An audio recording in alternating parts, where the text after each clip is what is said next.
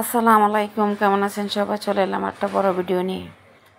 ইলিশ মাছ তো সবারই পছন্দ, তো অনেকে তো খেতেও পারে না। যেমন মাঝে মধ্যে কিনা হয়, এতটাই দাম, বর্তমানে এখন 3000 পর্যন্ত কেজি। তো এগুলো তো একদম সোনার হরিণের মতন। আর যারা অসহায় লোক, খেতেও পারে না, তাদের জন্য তো ইলিশ মাছগুলো এখন বিলাসিতা।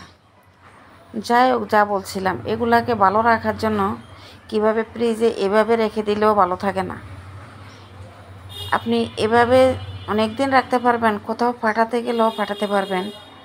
1 মিনিট দেখাচ্ছি। এরকম র্যাপিং পেপারগুলো সবার ঘরে যে থাকবে তা কিন্তু না। এগুলা যে কোনো বড় মুদি দোকানে, সুপার শপে পাওয়া যায়। তো সেদিন আমি স্বপ্নতে গিয়েছিলাম, একটা নিয়ে এসেছি।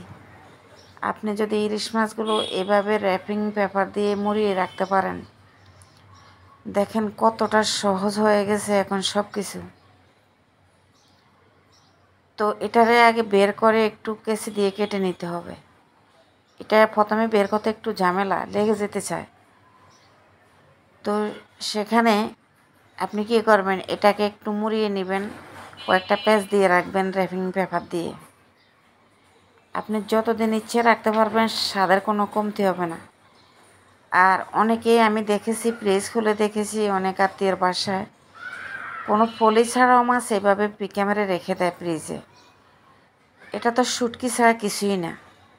এত টাকা দিয়ে যত্ন করে মাছগুলো রাখবেন, একটু ভালো স্বাদ করে খাবেন, সেটা তো হলোই না, একটু অলসতার কারণে। তো পলি তো দেবে নেই, এখন আর পলি না দিয়ে এভাবে র্যাপিং পেপার দিয়ে মুড়িয়ে রাখবেন।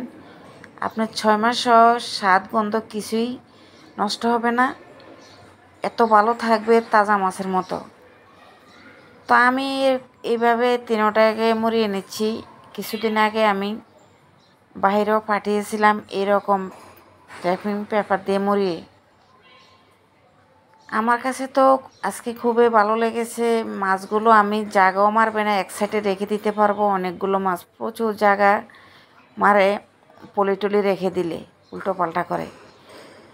আপনি এগুলাকে র্যাপিং পেপার প্রথমে আপনি 1 ঘন্টা একটু শক্ত করে নেবেন ফ্রিজে।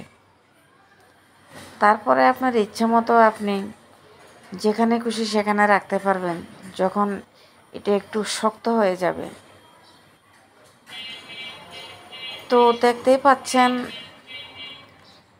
মাছগুলো আমার র্যাপিং করা হয়ে গিয়েছে।